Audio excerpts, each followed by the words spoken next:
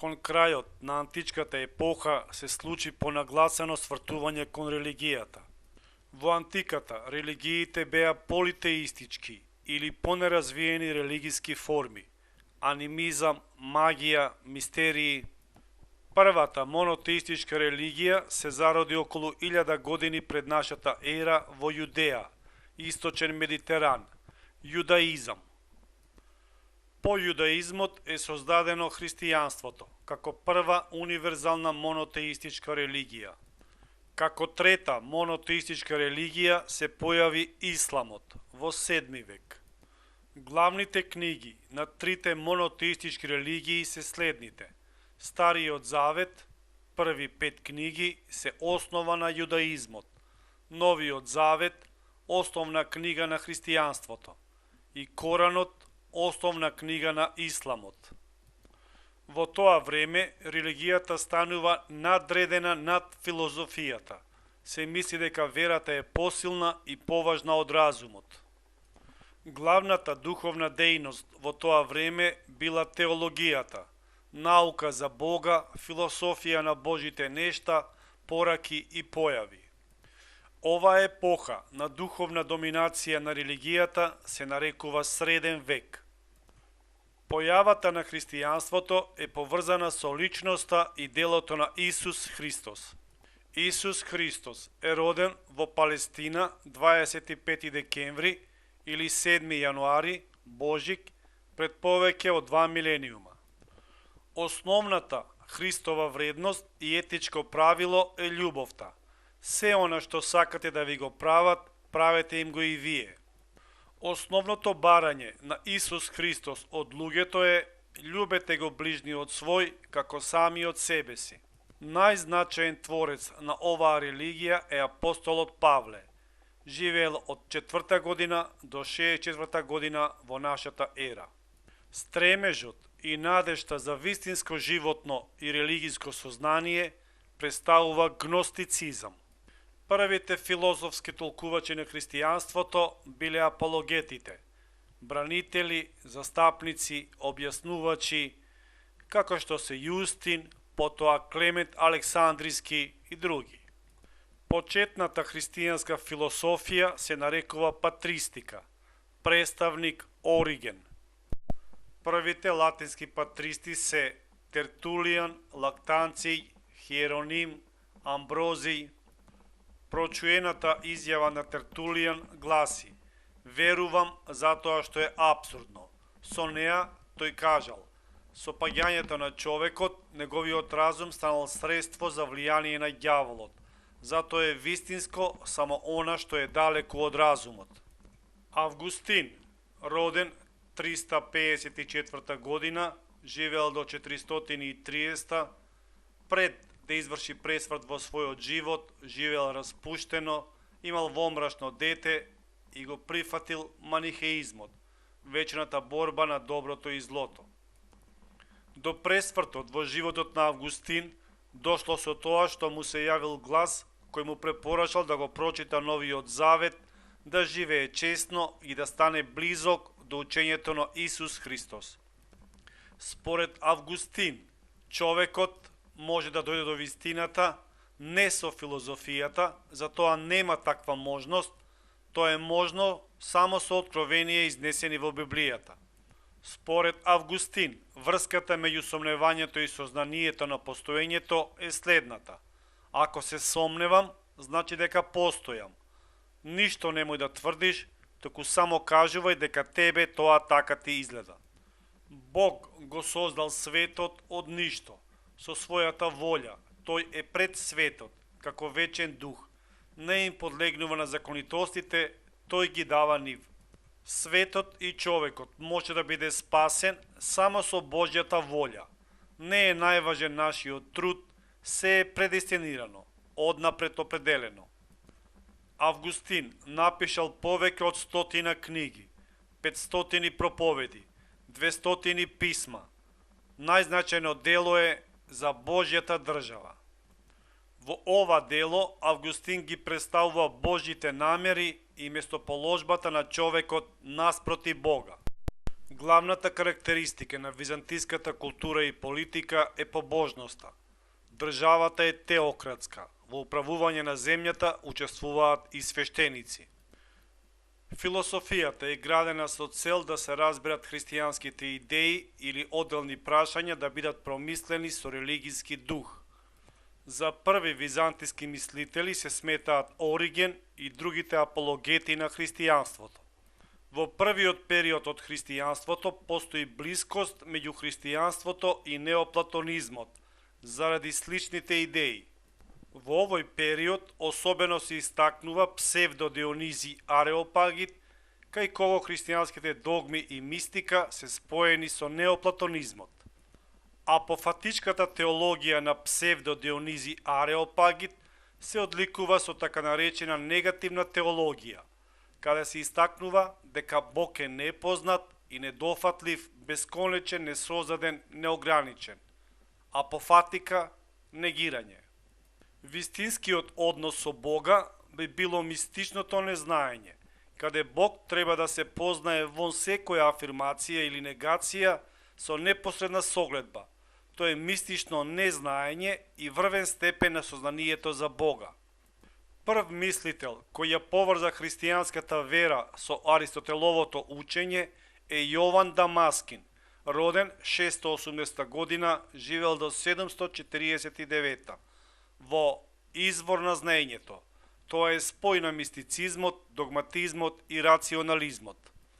Кај византиската теологија и философија се разви голема борба меѓу мистицизмот и рационализмот, особено околу проблемот на исихазмот.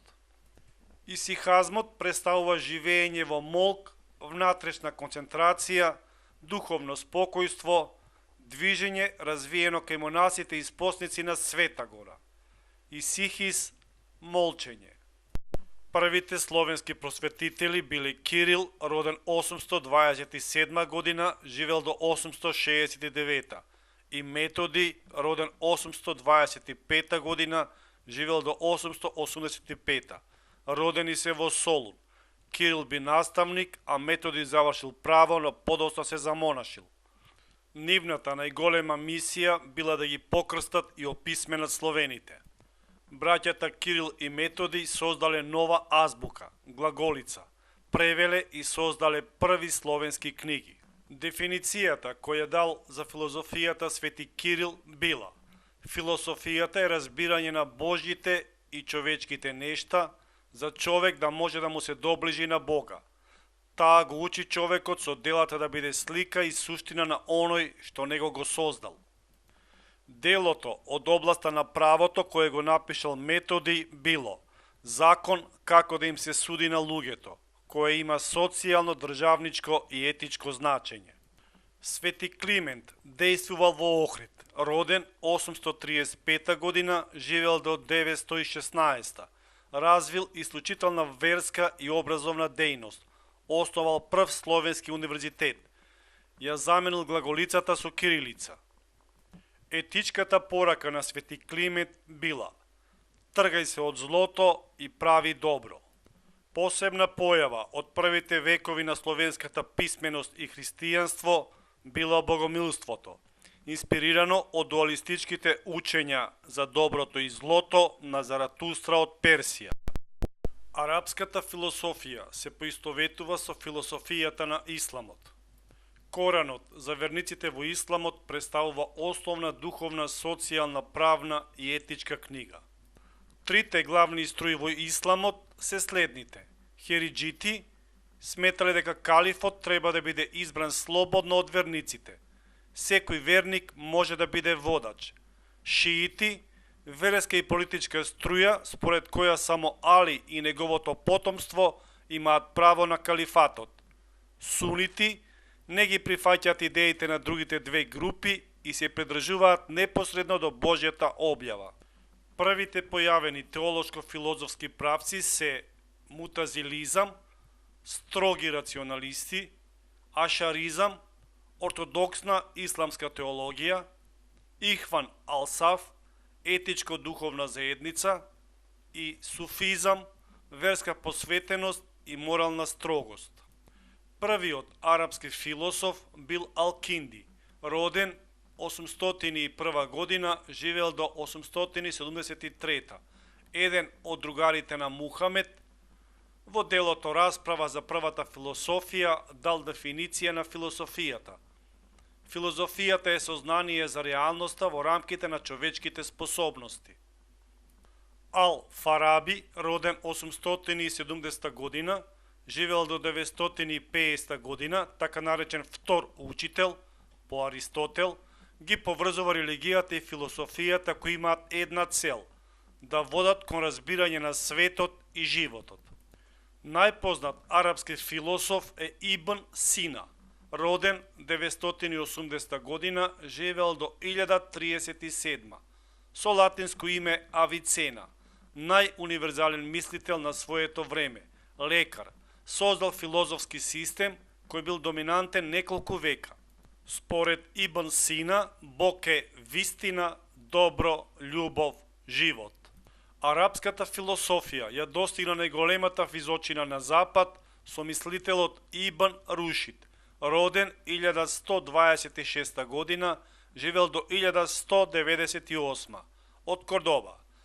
За него има три вида на луѓе: философи, кои докажуваат, теолози, пренесуваат официјално учење, и обичен свет, разбираат само со примери и литературно искажување. Во развиениот среден век, стремежот на Западна Европа беше во обнова на теолошката мисла со посебен осврт врз идеите на Аристотел. Тој период е наречен сколастика, латински скола, школа, расправа, истражување. Философијата тогаш имаше улога на слугинка на теологијата, помагаше рационално да се толкуваат и образложуваат верските ставови. Една од значајните пројави во духовна смисла е дека има две вистини – религиозно-догматска и научно-философска. Сколастиката може да се подели на три периоди: рана сколастика, 9 до 12 век, врвна сколастиката, 13 век, пад на сколастиката, 14-15 век. Раната сколастика имала три периоди, и тоа: реалисти, кои тврделе дека идеите вистински постојат, а единечните нешта се минливи, представник Анселмо Кентербериски; номиналисти, кои тврделе дека општите нешта се само имиња, а постојат само единични нешта, представник Росцелин; концептуалисти, за кои идејата е општ поим, со кој ги поврзуваме истите квалитети кај различни нешта, представник Пјер Абелар; Тома Аквински, роден 1225 година, живел до 1274, ја создал официјалната доктрина на католичката црква, што представува негов теолошко-философски систем. Според Тома Аквински, светот е создаден на следниот начин: материјата е пасивна можност, а формата е активниот принцип кој на материјата и дава актуелно постоење. Светот е создаден од ништо, под дејство на чистата форма, која всушност е Бог. Многу од делата на Тома Аквински се коментари на Аристотеловите текстови во духот на христијанската вера. За опаѓање на сколастиката особено придонесува делата на Дунс Скот. Тој сметал дека поединечната форма е нешто случајно, што не се изведува од општото. Вилем Окам тврдал дека постојат само поединечни нешта, а општите поиме се само знаци на предметите.